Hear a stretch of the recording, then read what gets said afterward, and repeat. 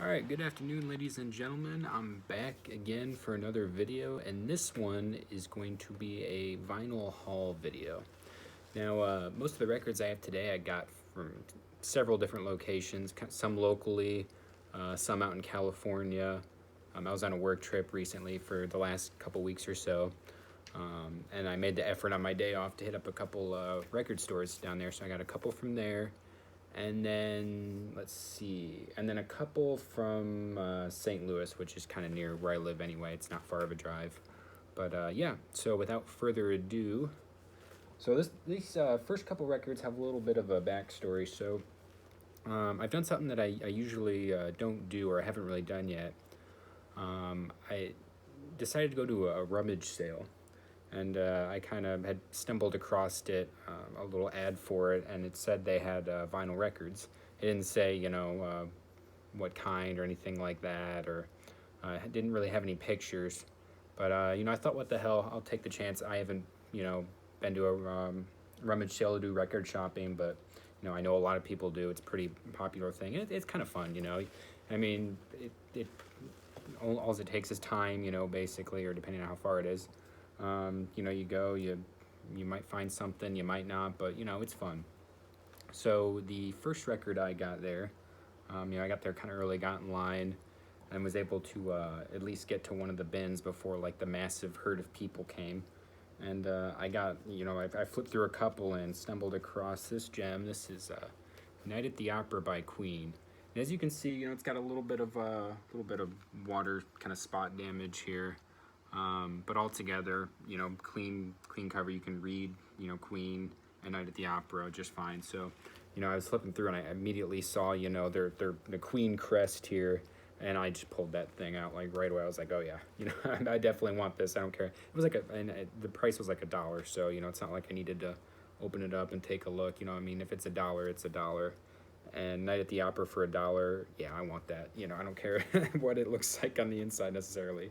And to my benefit, on the inside, at least in the gatefold here, looks very clean. You can read all the lyrics, everything. There's no scuffs anywhere.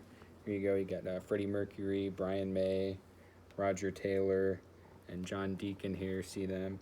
I like these little pictures up in the corner here. You got this woman with a little mask on, and then you got whoever this is. I don't know. It kind of looks like Freddie Mercury. He's got a sword going through his head. Kind of a cool little art thing there. Yeah, you can see it again on the back here on the lyrics, or not lyrics, but the track list and the all the production credits. There it is again. So yeah, I got it. I put it on the other night. It is well, before I get to that, so this is, I believe, an original initial press from 1975 on the Butterfly Electra label. So when I kind of did the research on it, when the other copies from 75 or versions, they have, so it says, like side 1, and then it's got the little run out number, stereo, and then the pressing plant underneath it, which is Terre Haute, Columbia pressing plant. Most of the other copies besides the initial one have those all stacked. So say, side 1, and then, it'll go down one line, it'll give the run out number, go down to the one, it'll say stereo, and then underneath that in parentheses, it'll say, whatever pressing plant it came from. The initial ones, it was just all one line straight across. And then indented right or center right, whatever you want to call it, parentheses, the pressing plant, which here is Columbia Terre Haute. So I was pretty surprised by that. Hopefully I can get a little bit more information about that. But so far my research, the only copy I've seen when it's all in one line like that is the original 75 press. So, I looked on Discogs, and, most of those run fairly high. It's a pretty sought after record. Yeah, to just stumble across this one for $1, yeah, I picked it up instantly. So that's kind of the story on that. So like I said, I put it down the other night. Fairly clean album. It could use a cleaning for sure. I'm in the market for a record cleaner currently. But I have a stack of records that need a good cleaning for sure. I think once I give it a good cleaning, it'll sound pretty good. Like I said, for $1, it was an instant buy. So that was that. I got a couple more. I'm only going to show these two that I got. And then, you know, maybe in a later video I'll show some of the other ones. Because the other one's kind of like a jazz one. I'll do a jazz video later. So the second record I got, kind of shortly after I stumbled across Night at the Opera here, I saw another one. Looked very clean from the cover, at least. And I immediately pulled it out. Like I said, when you're shopping and things are $1, you know, just start pulling them, you know. You can look at them later. I mean, it's $1. You can't get any cheaper than that, really, for records. And that is Johnny Cash at Folsom Prison. So I've been kind of looking for this one for a while. I've seen it in a couple stores, but I was kind of being, you know, picky and choosy when I go to stores because, you know, I go in there with a certain amount of money. So I start kind of ranking things in a hierarchy of, you know, you know, maybe I can get this one another time, and there's another one I want instead, so I'll spring for it. But so very glad I came across this one. Like I said, immediately pulled it out, and as you can see, fairly clean by the cover, like slight ring wear, just really slight, no tears or anything like that. Let's see, the backside's doing. This is a stereo edition. I don't think there is a mono edition of this album, but we'd have to see. It came out in '68, so that was right in the transition into stereo. So I think all the versions are stereo, but yeah, you can see it's got the little disclaimer that it's a stereo copy down there, as Columbia Records was one to do. So yeah, pulled this one out instantly. Let's see. And this is a Columbia 2i pressing. There you go. Yep. When someone says 2i, they're talking about the little. I guess that's a record. It's kind of common on the early Columbia pressings. Usually you might see the 6i, and then as the late '60s came about, it turned into a little 2i, and you got the stereo 360 sound, a badge down there, little title. So this is an early, I think, initial pressing, obviously '68. Another Terre Haute pressing, and I put this on the other night, and this thing is clean, almost like basically hasn't been played. I mean. Obviously from the insert here, it looks a little worn, but this thing was remarkably clean, you know, for an early 2i pressing, and just sounded really lovely. Like I said, I listened to side 1 at least the other night. I'll finish it today, listen to side 2, but really happy with this purchase. Like I said, and for $1, it was an instant buy. So there's a kind of a funny story. So I got a couple more, but when I got into the rummage sale, I was basically the only one looking at records for a hot minute. And then this one guy came up, and kind of an older guy, you know, very serious, started flipping through real fast, pulling records out left and right. And I saw Allman Brothers band Eat a Peach to my left when somebody was looking through it, and I was like, oh, I should have just, because the guy passed over it, and I should have just asked if I could grab it, but I didn't. But so anyway, so this other guy, crazy guy, came in and he's pulling records out left and right. He got it, but you know, I am very happy at least with this one. Like I said, he might have gotten Eat a Peach, but I got Night of the Opera, so that's pretty cool. So that was the my rummage sale adventure. And I guess one more thing about rummage sales, like I said, for people maybe new to record collecting like me, I've only been doing it for a couple of years. You know, antique stores, rummage sales, garage sales, those are like good places to start. I mean, in my opinion at least, because you know, for the most part things are going to be fairly cheap, you know, and you can find quality copies, and it's fun to do, you know. I know you can find like all these online, and maybe you can find them for cheaper online, but I think part of the fun of record collecting is the interaction and kind of where you find them. Then you have a cool story behind them, so that's kind of cool. So anyway, I will digress a bit and go into my next batch of records. The next couple I got, let's see. Next couple I got at a local, well not really local, but it's a record shop in St. Louis, sorry, I can't even talk, called Vintage Vinyl. And it's probably one of the bigger record stores in St. Louis, in the Del Mar Loop. So I don't go there too often. I hadn't been there in a while. Yeah, it's such a massive store, you know, and I know, like, well, I'm complaining that the record store is too big. No, I'm not really, but You know, I just don't go there too often, but I decided to go recently with my girlfriend, and because she was there, you know, I couldn't spend like 5 hours there, and she'd hate me, which you know makes sense, I guess. But I picked up a couple records there, and the two that I want to highlight, I was kind of in the market for this one, and this is Led Zeppelin. Yes, there it is, Led Zeppelin 4. Sorry. So yeah, I've been kind of building my Led Zeppelin collection, and I stumbled across this one. The one thing I don't like particularly, I guess, about vintage vinyl is they have a lot of kind of new reissues, which I'm not bashing reissues or anything like that, but a majority of the store is a lot of reissues, and they have used stuff, but it's kind of discarded or, you know, thrown down below, because I think they really kind of bank on just kind of the younger kind of vinyl people that just want to come in and you know, maybe pay $20 for $30 for a Led Zeppelin, you know, reissue. Which, nothing wrong with that. I'm not bashing those people at all, but that's kind of one of the reasons why, you know, I like kind of looking for more of the used stuff. I like to see if I can find the earlier pressings, but that's just me personally. But anyway, I was kind of going through the Led Zeppelin section. I was kind of flipping through like the 20, you know, reissues of this album, and I kind of came across one that was like, I think it was like a little under $10 maybe, and it was Led Zeppelin 4. So I kind of got that. I was like, you know, I'm extremely interested. You know, one of my favorite albums, obviously. I think it's a lot of people's favorite album. And it is a gatefold here, yes. So we got the little wizard-looking guy statue overlooking the little town.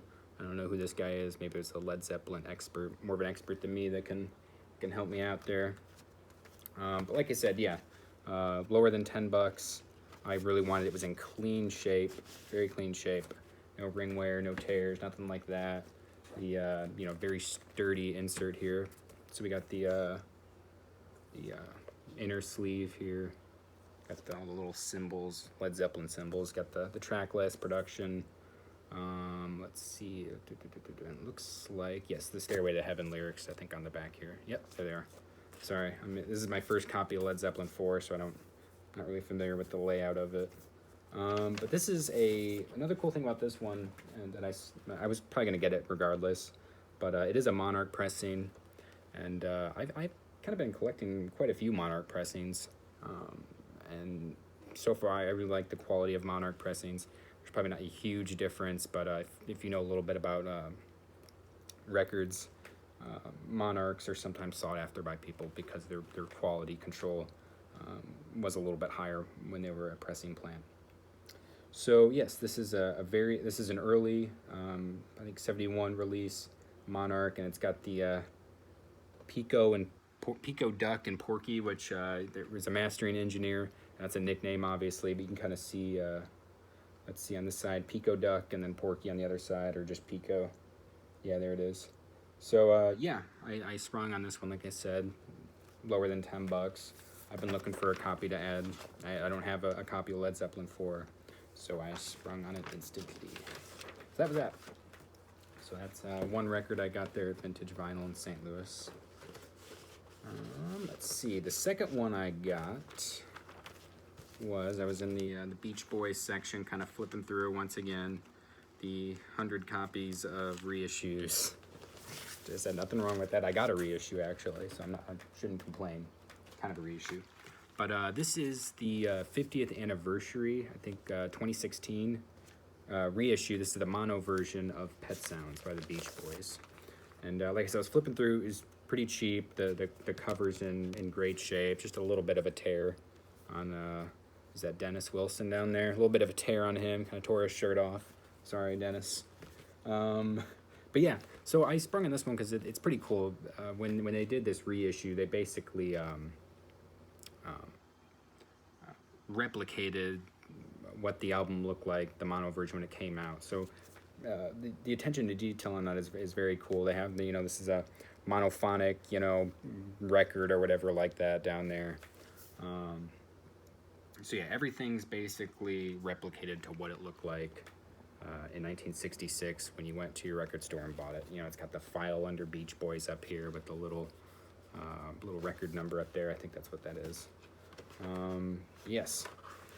This is a 180 gram vinyl as well. Like I said, it's gotten the Capital Rainbow label here. So yeah, everything's basically replicated. And it's a quality sounding record, you know. It's probably not the best. I know Analog Productions has their 45 RPM and even their 33 1/3 versions that they did, which, you know, I'll pick up eventually. This is one of my favorite records of all time.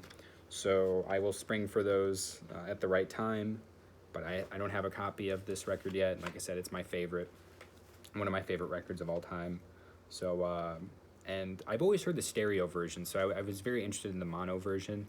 And I like the mono version a lot. I mean, yeah, you can't hear the instruments, you know, throughout the album as well, but there's a very nice presence to the mono version that I was missing for several years.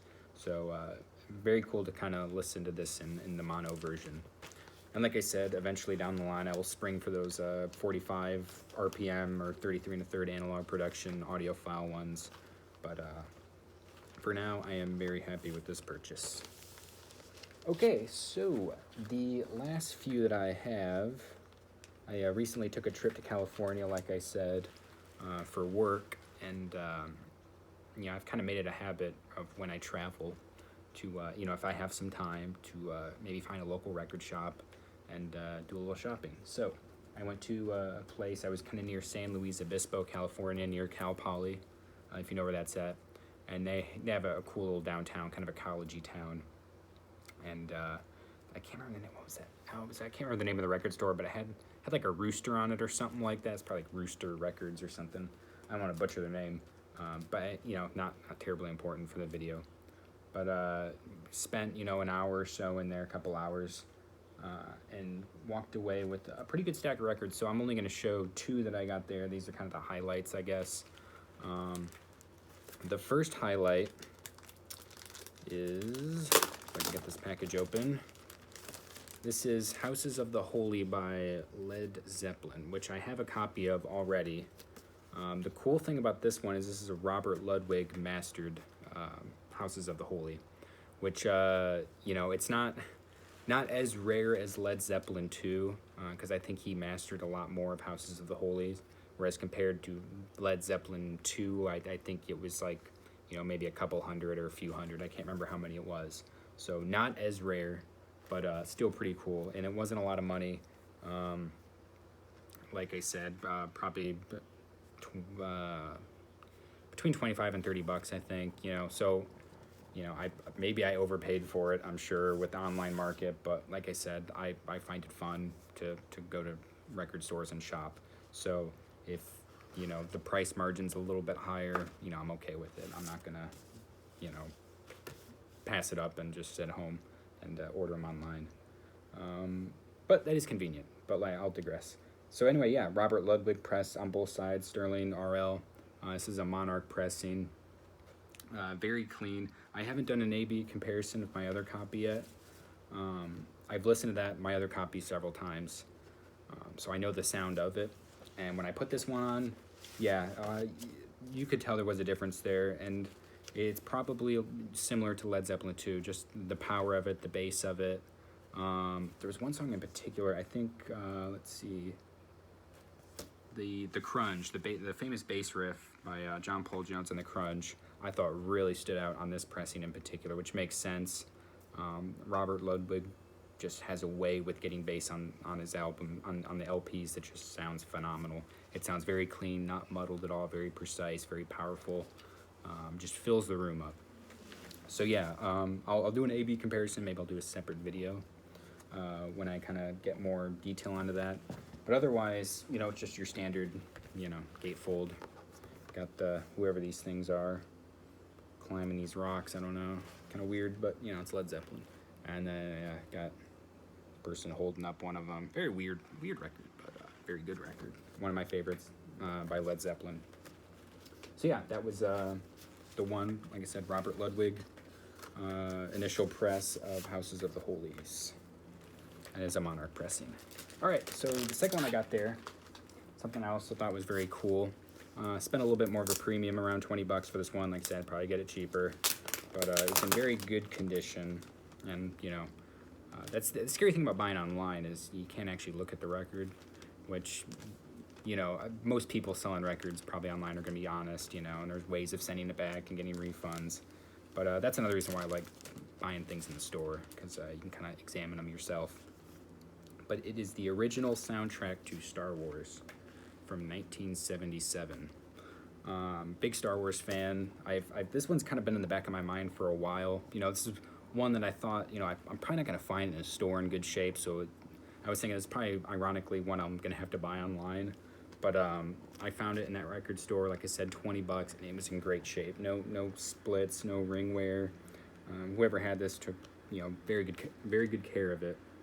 There it is, the front, Star Wars original motion picture soundtrack, conducted by John Williams, and let's see, performed by the London Symphony Orchestra.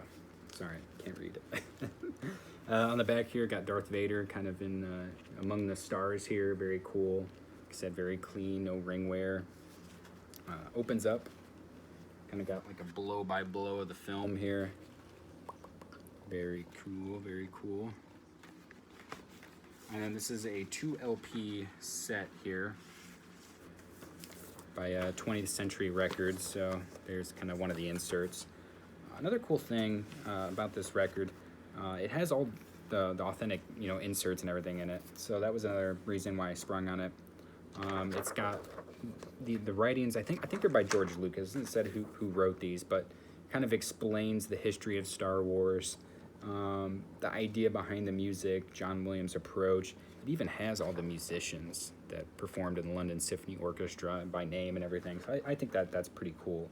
And then it's got like the production of Star Wars here, all the members, you know, the actors, Mark Hamill, Harrison Ford, Carrie Fisher, Peter Cushing, Alec Guinness, directed by George Lucas, produced by Gary Kurtz, and then it's got, like, you know, the orchestra, like I said, below it.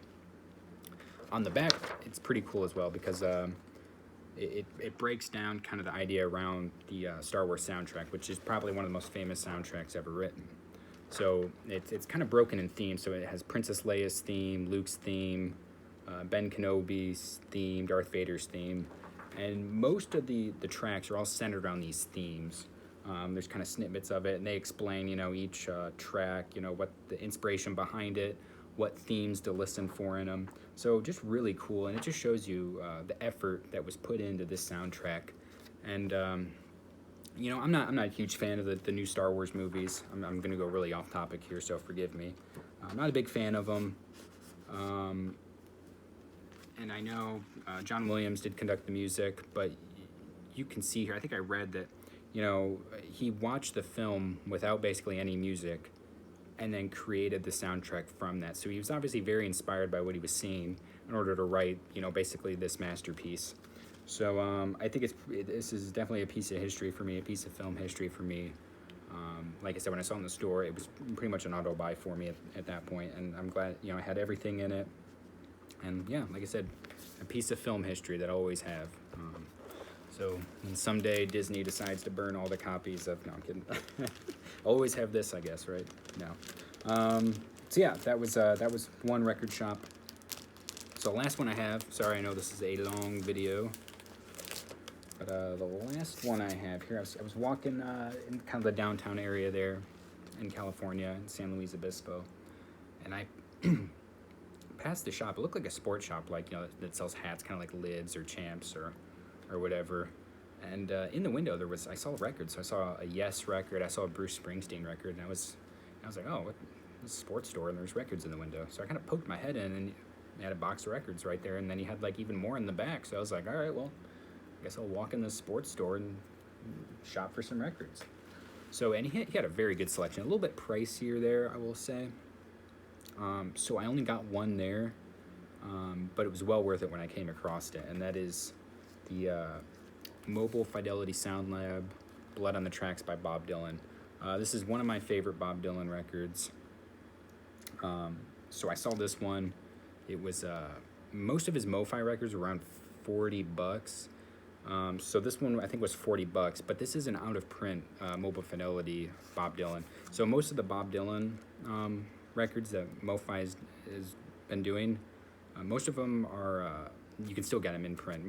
But this is I think one of the only ones, unless you get an SACD, that isn't in print, and that could be because they just did their most recent Ultra Disc one step super vinyl, whatever you want to call it.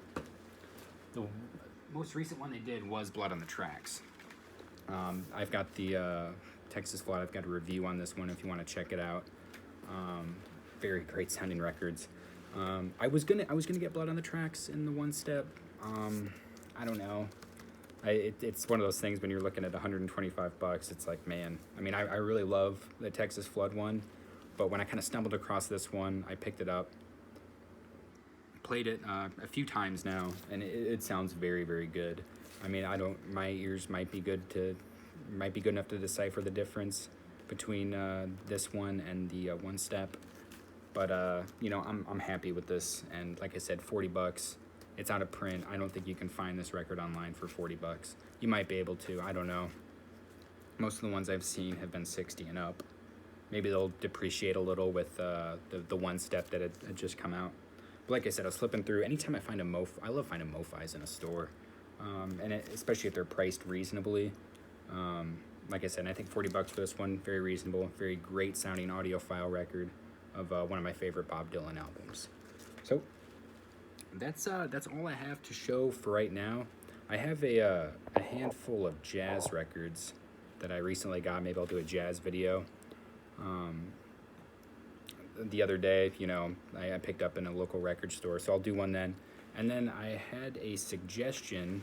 Someone suggested that I maybe talk about the equipment that I'm using and how I got into records. So be on the lookout for another video kind of pertaining to the jazz, and then kind of my equipment setup and maybe a little bit more of my backstory.